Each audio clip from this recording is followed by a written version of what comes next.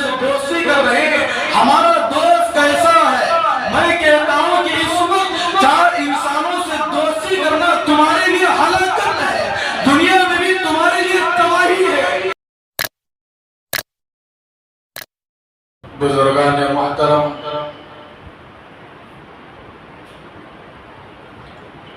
گزشتہ جمعہ ہم نے کہا تھا کہ 3 افرادوں سے دوستی کرنے کی بنیاد پر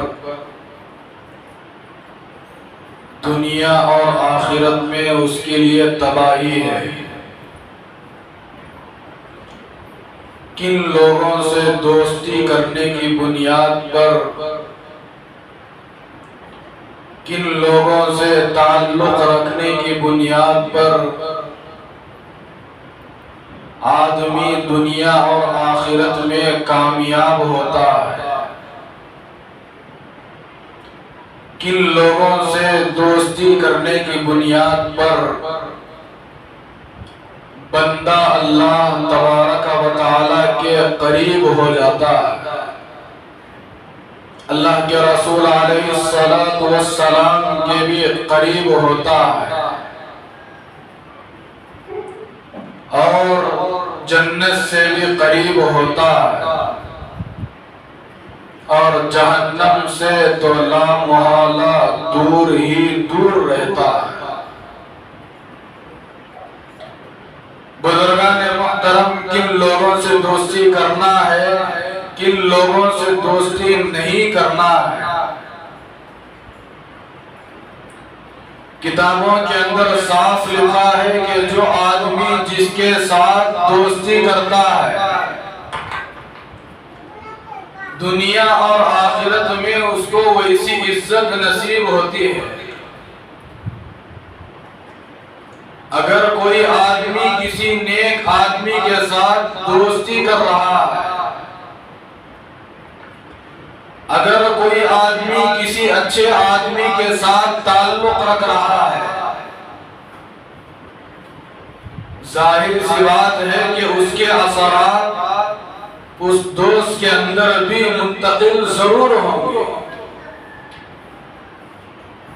اسی لیے شیخ سعدی علیہ الرحمہ نے کہا، صحبت صالح ترا صالح کند، صحبت طالح ترا طالح کند، اچھوں کی صحبت تجھے اچھا بنا دیتی ہے، برے لوگوں کی صحبت تجھے برا بنا دیتی ہے۔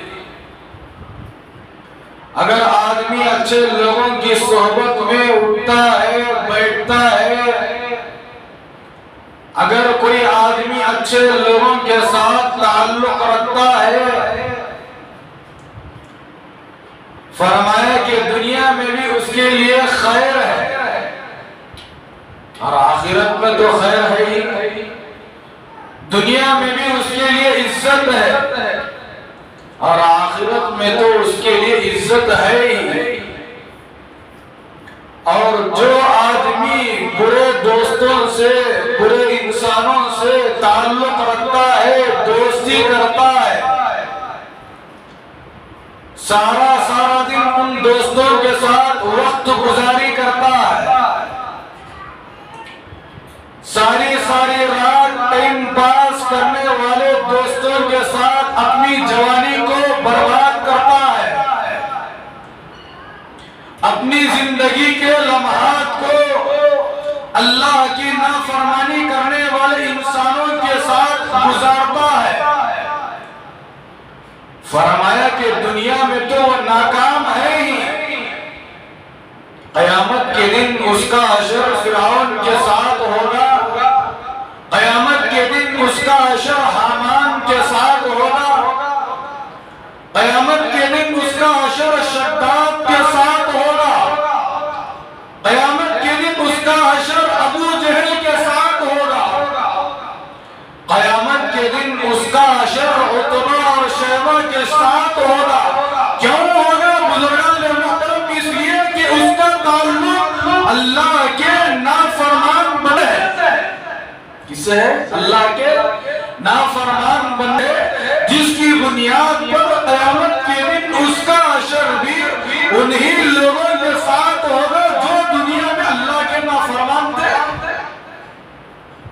فرعون اللہ کا نافرمان ہے، کتنی بڑی دولت اللہ پاک نے اس کو دیا، پر آخر میں وہ یہ دعویٰ کر بیٹھا انا ربکم الاعلی، اے انسانوں میں ہی تمہارا سب کچھ ہوں، میں ہی تمہارا پروردگار ہوں، میں ہی تمہارا خالق ہوں، انا ربکم الاعلی، میں تمہارا سب سے بڑا پروردگار ہوں۔ اتنا بڑا دعویٰ فرعون نے کر بیٹھا، آخر میں اس کو کون سی چیز تھی جس کو اتنا بڑا دعویٰ کرنے پر مجبور کر دیا؟ بزرگان محترم روایتیں الگ الگ ہیں، لیکن ان میں سے بعض باتیں وہ ہے کہ مال کی بنیاد پر اس کو اتنا گھمنڈ آیا، دولت کی بنیاد پر اس کو اتنا گھمنڈ آیا کہ دنیا اور آخرت میں مردود ہو گیا۔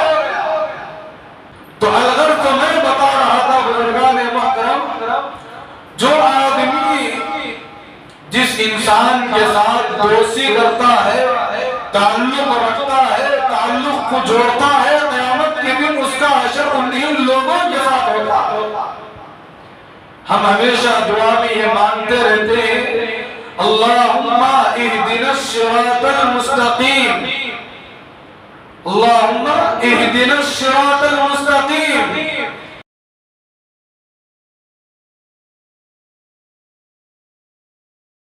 نیک لوگوں کا راستہ کون سا راستہ ہوتا ہے؟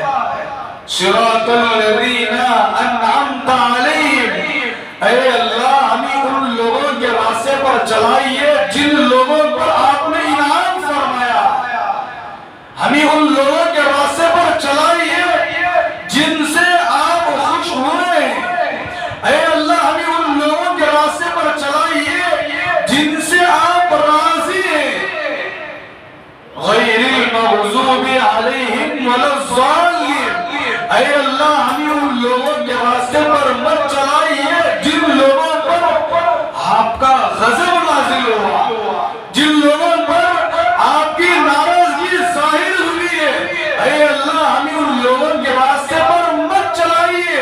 بزرگان محترم، اور اکثر اوقات ہم دعا میں بھی ان آیتوں کا تذکرہ کرتے ہیں، اللہ پاک سے دعائیں مانگتے ہیں، لیکن دعا تو کرتے ہیں، دعا تو ہر وقت ہر پانچوں نمازوں میں مانگ لیتے ہیں، لیکن ہماری زندگی پر غور کرنا چاہیے کہ ہماری زندگی کے لمحات کن لوگوں کے ساتھ گزر رہے ہیں، ہمارے زندگی کے ایام کن دوستوں کے ساتھ گزر رہے ہیں، ہم کس آدمی کے پاس کاروبار کر رہے ہیں، ہم کاروبار تو کر رہے ہیں، ہمارا مالک کیسا ہے، ہمارا تعلق کسی دوست ہے تو وہ دوست کا تعلق کیسا ہے، وہ دوست کا مزاج کیسا ہے، کیا اس انسان سے دوستی کرنے کی بنیاد پر کیا اس دوست کے ذریعے ہم جنت میں پہنچ سکتے ہیں؟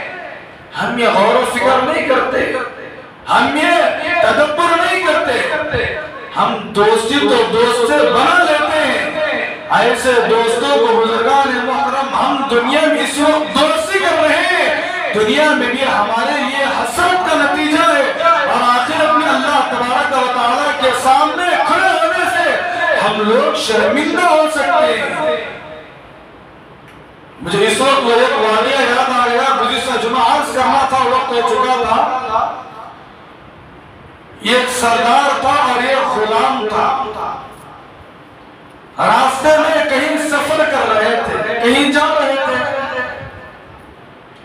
سفر کرتے ہوئے غلام کے کان میں اذان کی آواز پڑ گئی۔ کون سی آواز پڑ گئی؟ راستے میں سفر کر رہے تھے، کہیں جا رہے تھے، اذان کی آواز غلام کے کانوں میں پڑ گئی۔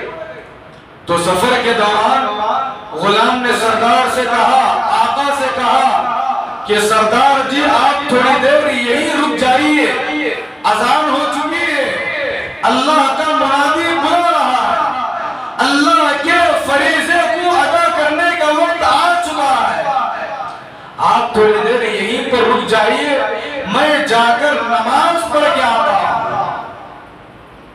چنانچہ سردار نے کہا جی غلام ضرور جائیے، ہاں ایک بار ذہن میں رکھنا، نماز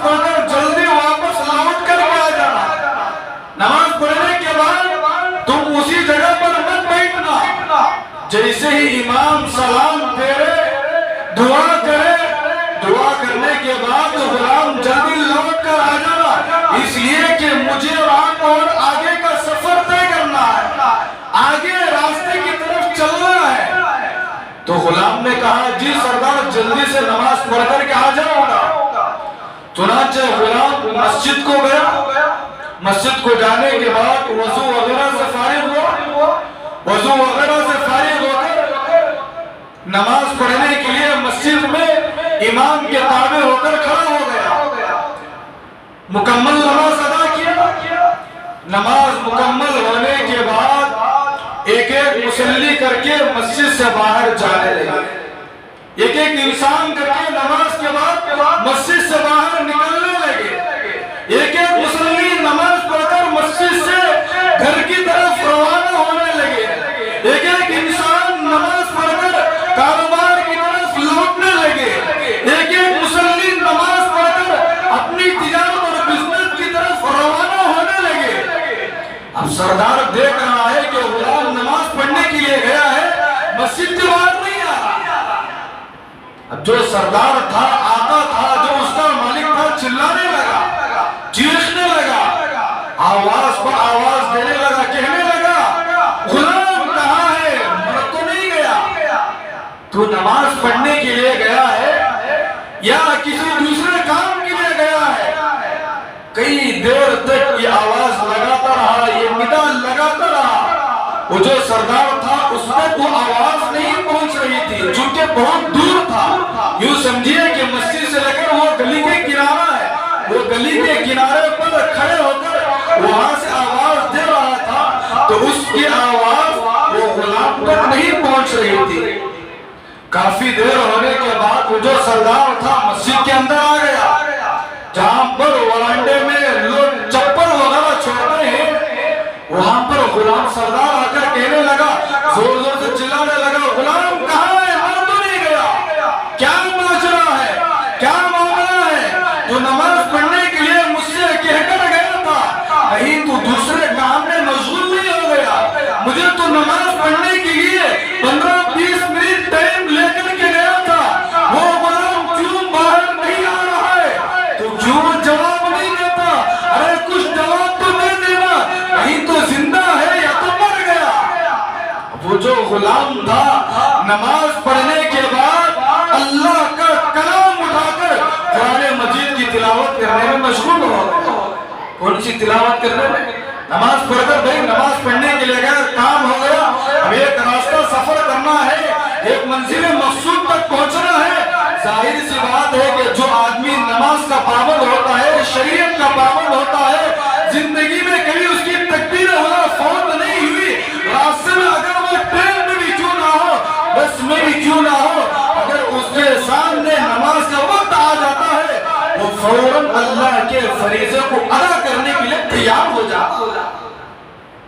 تو جو غلام تھا نماز کا پابند تھا، شریعت کا پابند تھا، اللہ کے فریضے کو وقت پر ادا کرنے والا تھا، اللہ کے رسول علیہ السلام سے سچی محبت رکھنے والا تھا، اللہ کے رسول علیہ السلام کی ایک ایک سنت پر اپنی جان کو قربان کرنے والا تھا، ایسا غلام تھا۔ جب نماز کا وقت آیا تو فوراً نماز ادا کرنے کے لیے مسجد کو چلا گیا، آواز پر آواز دے رہا ہے، مسجد سے باہر آنے کے لیے تیار نہیں، چیخ پر چیخ مار رہا ہے، وہ غلام اس کا جواب دینے کے لیے تیار نہیں ہو رہا ہے۔ جب آخر میں کئی مرتبہ چلانے کے بعد، کئی مرتبہ چیخ و پکار کرنے کے بعد، جب وہ سردار کی آواز اس غلام کے کان میں پڑتی ہے، جبکہ وہ غلام قرآن مجید کی تلاوت کرنے میں مشغول ہو رہا ہو، مسجد کے کنارے میں بیٹھ کر اللہ کا کلام اٹھا لیا، اللہ کے کلام سے دل کو جوڑ لیا، اللہ کے کلام سے دوستی کر لیا، اللہ کے کلام سے انسیت پیدا کر لیا، اللہ کے کلام کی عظمت کو اپنے دل کے اندر پیوست کر لیا۔ اللہ کے کلام کو جب اٹھا کر پڑھنے کے لیے بیٹھا تو اللہ کا کلام چھوڑنے کے لیے وہ غلام تیار نہیں ہو رہا، اللہ کا وہ سورہ فاتحہ کی تلاوت کرتے ہوئے جا رہا ہے، سورہ بقرہ کی تلاوت کرتے ہوئے جا رہا ہے، سورہ آل عمران کی تلاوت کرتے ہوئے جا رہا ہے، سورہ مائدہ کی تلاوت کرتے ہوئے جا رہا ہے، میرے دوستوں سورہ یاسین کی تلاوت کرتے ہوئے جا رہا ہے، سورہ دخان کی تلاوت کرتے ہوئے جا رہا ہے۔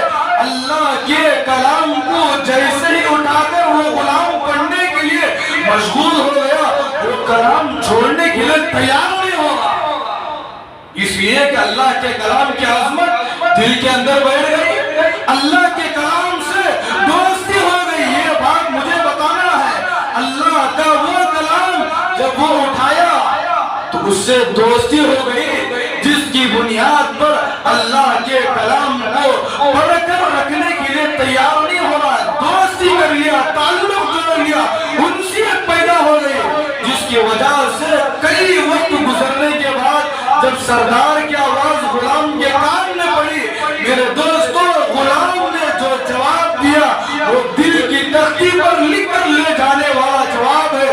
غلام نے سردار سے کہا، وہ سردار جی، وہ حضور جی، او میرے آقا، کان کے پردے کھول کر دل کے کانوں سے سنیے گا، جس خدا نے تم کو مسجد کے اندر آنے نہیں دے رہا ہے، وہی خدا مجھے مسجد کے باہر جانے نہیں دے رہا ہے۔ وہ جو سردار تھا وہ بھی تو مسلمان تھا، نماز پڑھ سکتا تھا، اذان کی آواز کان میں پڑی، مسلمان تھا، بھئی مسلمان کے اوپر نماز پڑھنا فرض ہے۔ غلام کے کان میں آواز پڑی، چونکہ غلام جن سے تعلق رکھتا تھا اس کے دوست نیک ہوتے تھے۔ کون ہوتے تھے؟ جس سے تعلق رکھتا تھا، جس کے ساتھ غلام اٹھتا بیٹھتا تھا، وہ دوستوں کا اثر دوست پر پڑ رہا ہے۔ اگر دوست برے ہوتے تو وہ سردار کی طرح، وہ آقا کی طرح باہر بیٹھ جائیں گے، لیکن اللہ کے فریضے کو ادا کرنے کے لیے اذان سننے کے باوجود مسجد میں نہیں جائیں۔ اس لیے میرے دوستو، آج میں اور آپ کن لوگوں سے دوستی کر رہے ہیں، ہمارا دوست کیسا ہے؟ میں کہتا ہوں کہ اس وقت چار انسانوں سے دوستی کرنا تمہارے لیے ہلاکت ہے، دنیا میں بھی تمہارے لیے تباہی ہے۔ سب سے پہلے میں کہتا ہوں، اگر تمہارا دوست اللہ کا نافرمان بندہ ہے تو تم اس سے ہرگز کبھی دوستی نہ کرنا۔ دوسرے نمبر پر میں کہتا ہوں، اگر تمہارا دوست اللہ کے رسول علیہ السلام کی سنتوں کو نکال کر نالی کے گندے گٹر میں بہا رہا ہے، میں کہتا ہوں کہ ایسے انسان سے دوستی کریں گے تمہارے لیے دنیا آخرت میں ہلاکت ہے۔ تیسرے نمبر پر میں کہتا ہوں میرے دوستو، اگر تمہارا دوست شرابی ہے تو تم شرابی سے کبھی دوستی نہ کرنا، اس لیے کہ یہ ایسا انسان ہے، اگر اس انسان کے ساتھ تم دنیا میں دوستی کرو گے تمہارے لیے دنیا آخرت میں تباہی ہے۔ چوتھے نمبر پر میں کہتا ہوں، ماں باپ کا نافرمان اگر تمہارا دوست ہے، اس انسان سے تم کبھی دوستی نہ کرنا، اس انسان سے تم کبھی تعلق نہ رکھنا، اس لیے کہ میں نے شروع میں بتا دیا، شیخ صالح علیہ الرحمہ نے کہا، صحبت طالق برے دوستوں کی صحبت تجھے برا بنا دیتی ہے۔ اگر تمہارا دوست نافرمان ہے، تم پہلے سے تہجد گزار تھے، دوست کی صحبت بری ہے، دوست اللہ کا نافرمان ہے، دوست اللہ تبارک و تعالیٰ کے فریضوں کو چھوڑنے والا ہے۔ ہو سکتا ہے کہ ایک ہفتے میں وہ اس کے اندر جتنی بری خصلتیں تمہارے اندر منتقل ہو جائے، اگر ایک ہفتے کے اندر ہی نہ صحیح ایک مہینے کے اندر ہو سکتا ہے کہ تمہارے دوست کے اندر جو بری عادتیں ہیں، جو اللہ تبارک و تعالیٰ کی نافرمانیاں اس کے جسم کے رگے رگ کے اندر پیوست ہو چکے، ہو سکتا ہے کہ تمہارے اس دوست کے ساتھ اٹھنے بیٹھنے کی بنیاد پر اس کے ساتھ ہمیشہ ہوٹلوں میں جا کر کھانے کی بنیاد پر، ہمیشہ اس کے ساتھ گھومنے کی بنیاد پر، ہو سکتا ہے کہ تم بھی اللہ کے باغی بن سکتے ہیں۔ پہلے سے تہجد گزار تھے، دوست کہہ رہا ہے بھائی تہجد پڑھنے میں کوئی فائدہ نہیں ہے، تہجد پڑھیں گے تو تجھے اللہ کیا دے گا؟ تہجد پڑھنے سے तहज्जुद पढ़ने से कि अल्लाह पाक तेरे कोई मसाइल हल कर रहे हैं। इस तरह की बातें तुम्हारा दोस्त तुम्हें बताएगा। जाहिर सी बात है कि आज एक मुसलमान को अल्लाह के कलाम पर उतना भरोसा नहीं है, उतना इत्मीनान नहीं है जितना एक दोस्त की बात पर आज के दौर में इस वक्त भरोसा होता। अरे बात सही है कि गलत है? अल्लाह का कलाम कह रहा है भाई ये गलत है, ये सही है, वो बातों पर अमल करने के लिए तैयार नहीं है। और दोस्त जो कह रहा है, दोस्त की बात पर 100% मुझे और आपको यकीन है। इसलिए मेरे दोस्तों, सबसे पहले मैं कहता हूँ, अगर तुम्हारा दोस्त अल्लाह का बागी है, अल्लाह का नाफरमान है, सबसे बड़ा जालिम है, उस इंसान से आप अपने आप को किनारा कशी कर लीजिए। कहीं ऐसा ना हो कि इस दोस्त से ताल्लुक रखने की बुनियाद पर हमारे सारे तहज्जुद के नमाज़ें ज़ाया हो जाए, दुनिया में रहते हुए सारे जिक्र अस्कार हमारे बर्बाद हो जाए। इसलिए मेरे दोस्तों, अगर तुम्हारे दोस्तों में से कोई अल्लाह का नाफरमान है, पहली बात तो यह कि उसको समझाना चाहिए। हमारा काम समझाने का है, हिदायत देने वाली जात तो अल्लाह की है, समझाना है। बीवी नहीं समझ रहा है, धीरे धीरे करके उससे किनारा कशी इख्तियार कर लेना है। दूसरे नंबर पर अल्लाह के रसूल अलैहिस्सलाम की जो सुन्नतों को निकाल कर आज नालियों में, गंदी नालियों में बहा रहा है, अल्लाह के रसूल अलैहिस्सलाम की सुन्नतों पर चलने के लिए तैयार नहीं है। मैं इस वक्त बड़े दर्द के साथ कह रहा हूँ मेरे दोस्तों, दिल में बड़ा दर्द होता है। अगर मेरे इस जुमले से आपको तकलीफ होती है तो मैं आप अल्लाह के लिए माफी चाहता हूँ, इसलिए कि ये मेरा फरीजा है। आप लोगों तक हक बात पहुंचाना ये मेरी जिम्मेदारी है। इसलिए कि अल्लाह के नबी ने फरमाया, बल्लिगू अन्नी वलो आया, अगर तुम्हारे पास दीन की कोई एक बात भी पहुंच रही है, अगर तुम्हारे पास हक की एक बात भी मौजूद है, तो हर एक उम्मती तक पहुंचाना ये तुम्हारी जिम्मेदारी है। इस जिम्मेदारी के तहत मैं कह रहा हूँ, बुजुर्गान मुहतरम, आज बड़ा दर्द होता है, बड़ा दुख होता है। आज हम लोग जब मस्जिद में नमाज पढ़ने के लिए आते हैं, आज हमारे सरों के ऊपर टोपी नहीं होती। हदीस की किताबें आप उठाइएगा, नाराज ना होना मेरी इन बातों से, इसलिए कि हक बात है, बताना मेरी जिम्मेदारी है। किताबों के अंदर आया है, रिवायतों के अंदर आया है, अल्लाह के रसूल अलैहिस्सलाम जब भी बाजार को तशरीफ ले जाते, मेरे दोस्तों, कभी नंगे सर नहीं जाते थे। आज हम मस्जिद को आते हैं तो बगैर टोपी के आते हैं, वो भी किसकी इबादत करने के लिए? अल्लाह की इबादत करने के लिए। माफ फरमाए मेरे दोस्तों, आज हमारे जेबों के अंदर 50-50 हजार का मोबाइल मौजूद है, आज हमारे जेबों के अंदर 30-30 हजार का मोबाइल मौजूद है, आज हमारे जेबों के अंदर 1-1 लाख रुपए का मोबाइल मौजूद है। ओप्पो, वीवो, आईफोन, इस तरह की किस्म के मोबाइल आज हमारे पास मौजूद है। माफ फरमाए, अगर आज हमारे जेबों के अंदर जगह नहीं है तो सर पर पहनने का जो ताज होता है, जिसको मैं और आप अपनी जुबान में टोपी कहते हैं, वो टोपी रखने के लिए आज हमारे जेबों के अंदर जगह नहीं है। कितनी बड़ी अफसोस की बात है। अल्लाह के रसूल अलैहिस्सलाम की सीरत पढ़ेंगे मेरे दोस्तों, पैरों तले जमीन खिसक जाएगी। बाजार में जब अल्लाह के नबी बगैर टोपी के नहीं जाते, तो मस्जिद में बगैर टोपी के आकर नमाज पढ़ने का सवाल ही पैदा नहीं होता।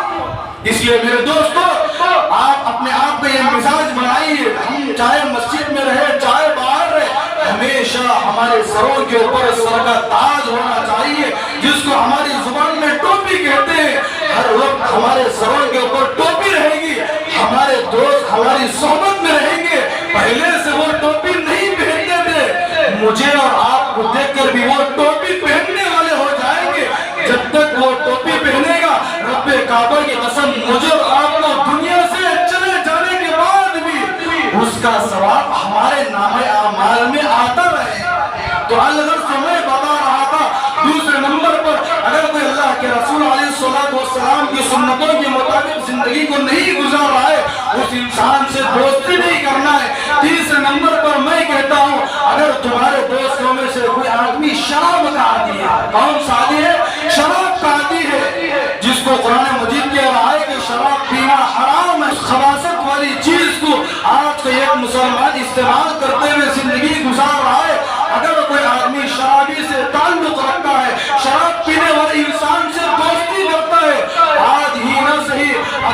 زندگی کے اندر اثرات نہ پڑے تو آگے چل کر ہو سکتا ہے کہ اس کے بچوں کے اندر وہ خصلتیں منتقل ہو سکتے ہیں۔ اس لیے تیسرے نمبر پر اگر کوئی آدمی شراب پینے والا ہے اس آدمی سے آپ اپنے آپ کو بچانا ہے، جتنا ہو سکے اس سے اپنے آپ کو کنارہ کشی اختیار کر لینا ہے۔ بزرگان محترم چوتھے نمبر پر میں کہتا ہوں اگر کوئی انسان جو تمہارا دوست ہے ماں باپ کا نافرمان ہے، ماں باپ کی خدمت نہیں کرتا، ماں باپ کے دل کو تکلیف پہنچا رہا ہے، ہمیشہ ماں باپ کو گالیاں دے رہا ہے، ہمیشہ ماں باپ پر ظلم و ستم کے پہاڑ توڑ رہا ہے، ماں باپ کا کوئی حق ادا نہیں کرتا، ایسے 4 قسم کے انسانوں سے آپ جتنا ہو سکے دور رہیں گے۔ بزرگان محترم دنیا میں بھی ہم کامیاب ہو جائیں گے اور آخرت میں بھی کامیاب ہو جائیں گے۔